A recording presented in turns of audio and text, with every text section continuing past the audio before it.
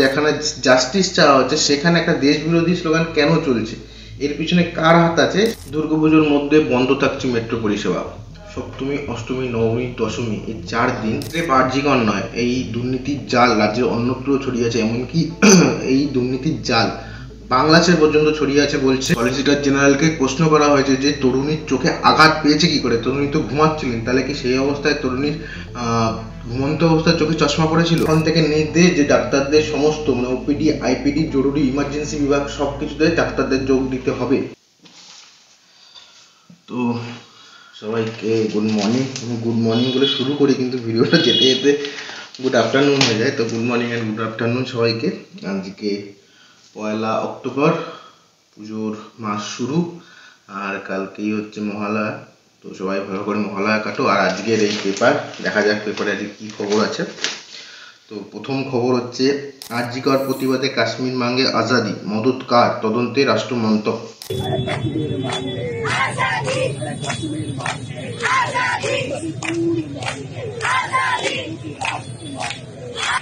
কালকে যে খবরটা বলেছিলাম সেটাই হচ্ছে আজকে এখানে প্রথমে হেডলাইন দিয়েছে। রবিবার রাতে যাদবপুরে একটা যে অভয়ার যে কাণ্ডটা হয়েছে তার জাস্টিস যে একটা মিছিল বেরিয়েছিল, সেই মিছিলে লেখা ছিল বোর্ডে উই ডিমান্ড জাস্টিস, কিন্তু তার পাশেই স্লোগান শোনা যাচ্ছিল যে কাশ্মীর মাঙ্গে আজাদি। এবার এই স্লোগানটাকে কেন্দ্র সরকার বিচ্ছিন্নতাবাদী দেশ বিরোধী স্লোগান হিসেবে ভাবছে, আর এটা তাদের খুব চিন্তায় ফেলেছে যে কেন এই স্লোগানটা এই জায়গায়, মানে একটা যেখানে জাস্টিস চাওয়া হচ্ছে সেখানে একটা দেশ বিরোধী স্লোগান কেন চলছে, এর পিছনে কার হাত আছে সেটা দেখছে। আর গোয়েন্দারাও এই যে ভিডিও সব কিছু হয়েছে এটা সব কিছু জোগাড়পাতি করে কারা কারা আছে 15-16 জনকে চিহ্নিত করেছে। তার মধ্যে আবার যাদবপুরের প্রাক্তনীরাও আছে, তাদের একটা তথ্য জোগাড় করে তারা পাঠিয়ে দিয়েছে হচ্ছে গিয়ে অমিত শাহর কাছে। এবার এটা নিয়েও অনেক কিছু দেখাশোনা চলবে যে কি এর ভিতরে ব্যাপার। কারণ কি এটা হচ্ছে কি কাশ্মীরে অনেক বছর পর এখন কাশ্মীরে ভোট হচ্ছে, আর 370 যে ইয়েটা ছিল, আর্টিকেলটা ছিল, সেটা তোলার পরে মানে গণতান্ত্রিকভাবে সংসদীয় নির্বাচন হয়েছিল। ফলে এই পরিস্থিতিতে যদি এরকম একটা স্লোগান চলে যেটা পাকিস্তান ও আন্তর্জাতিক মঞ্চে ব্যবহার করতে পারে, যেখানে ভারত কাশ্মীরের এই ভোট দানে সেখানকার সমস্ত রাজনৈতিক দলগুলি যে ভোট গ্রহণ করছে, মানে একটা শান্তির পরিবেশ তৈরি হচ্ছে, সেটাকে আন্তর্জাতিক মঞ্চে দাঁড় করানোর চেষ্টা করেছে। সেইখানে যদি এরকম একটা পরিস্থিতির সৃষ্টি হয়, সেক্ষেত্রে কেন্দ্র সরকারের কাছে সেটা কোনোভাবেই ভালোভাবে নেওয়া সম্ভব হবে না। শুধু ইমার্জেন্সি নয়, ওপিডি সহ সর্বত্র যোগ দিতে ডাক্তারদের সুপ্রিম নির্দেশ। তো আমরা জানি যেটা জুনিয়র ডাক্তাররা কর্মবিরতির পর চিকিৎসা ক্ষেত্রে যোগ দিয়েছে, কিন্তু সেটা সমস্ত ক্ষেত্রে না, শুধুমাত্র জরুরি বিভাগগুলিতে যোগ দিয়েছে, ওপিডি বা আইপিডিতে যোগ দেয়নি। তো সেই ক্ষেত্রে কালকে যে শুনানি ছিল সুপ্রিম কোর্টে, সেখানে ডিওয়াই চন্দ্রচূড় ঘোষণা করে দিলেন যে তাদের সমস্ত ক্ষেত্রে যোগ দিতে হবে।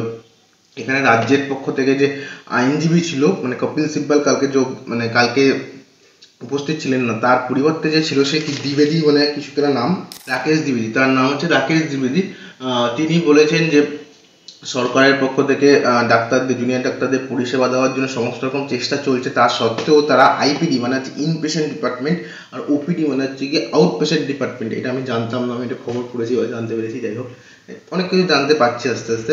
তো এই বিভাগগুলিতে ডাক্তাররা যোগ দিচ্ছে না, ফলে অনেক রুগী আছে যারা ভর্তি হতে এসেও ভর্তি না হয়ে ফিরে যাচ্ছে। আর কিন্তু তারপরেই উল্টো দিকের মানে ডাক্তার পক্ষের যে আইনজীবী, তার নাম হচ্ছে কি ইন্দিরা জয় সিং, তিনি বলেছেন না, এটা ভুল অভিযোগ, ডাক্তাররা জরুরি পরিষেবা সহ অন্যান্য বিভাগেও যোগ দিচ্ছে। তখনই বিচারপতি ডিওয়াই চন্দ্রচূড় বলছে তাহলে আপনারা কেন জরুরি বিভাগ বলছেন, তাহলে অন্যান্য যাবতীয় ক্ষেত্রে নিশ্চয়ই তারা যোগ দিচ্ছে না। সুতরাং এখন থেকে নির্দেশ যে ডাক্তারদের সমস্ত মানে ওপিডি, আইপিডি, জরুরি ইমার্জেন্সি বিভাগ সব কিছুতে ডাক্তারদের যোগ দিতে হবে।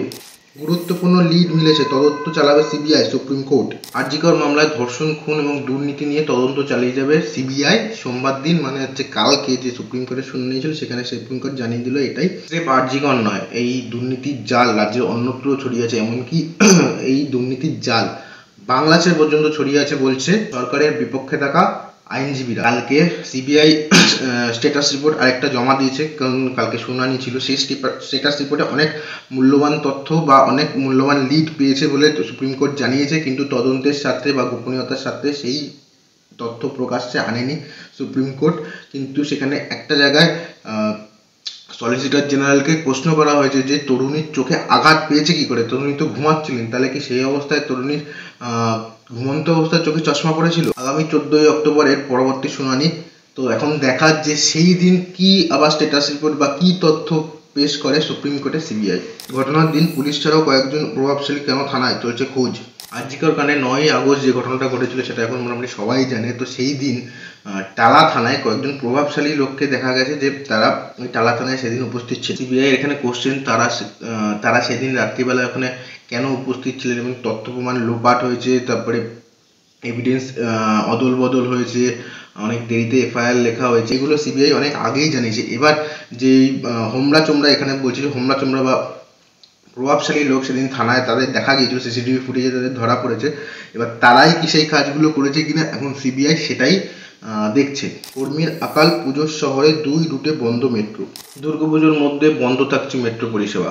সপ্তমী, অষ্টমী, নবমী, দশমী এই 4 দিন চোকা, মাঝেরহাট মেট্রো এবং কবি সুভাষ থেকে হেমন্ত মুখোপাধ্যায় অর্থাৎ রুবি অবধি মেট্রো পরিষেবা থাকছে বন্ধ।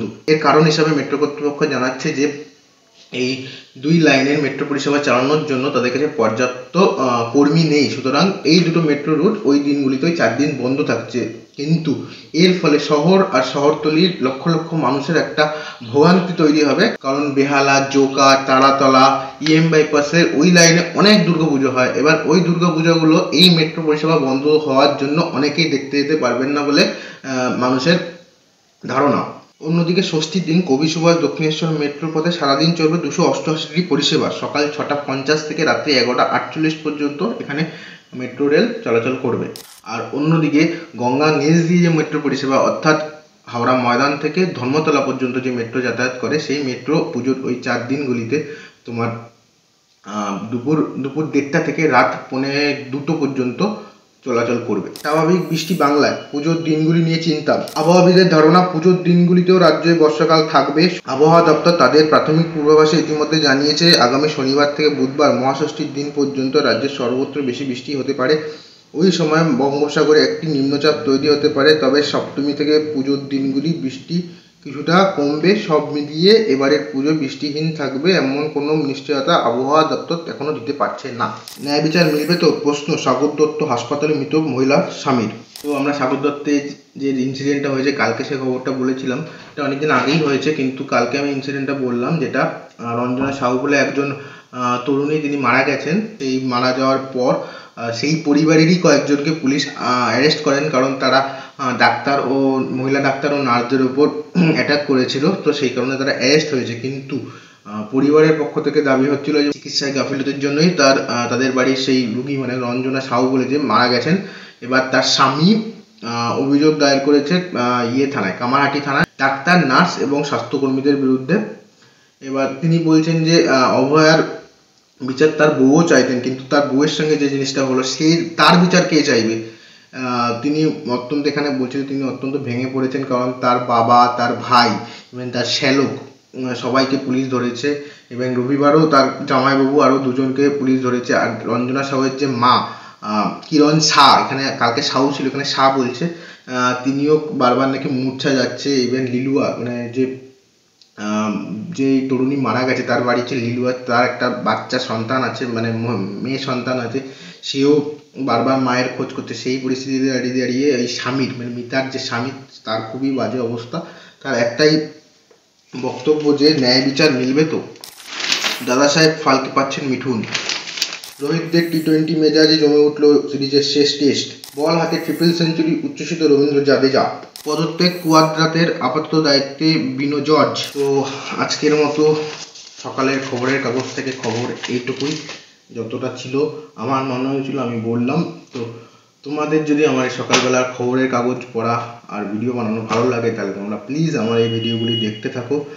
দেখা হচ্ছে আবার কালকে মহালয়া, সকালবেলা মহালয়ার দিন আবার দেখা হচ্ছে। ততক্ষণ সবাই ভালো থাকো, সুস্থ থাকো, দেখা হচ্ছে কালকে। টাটা।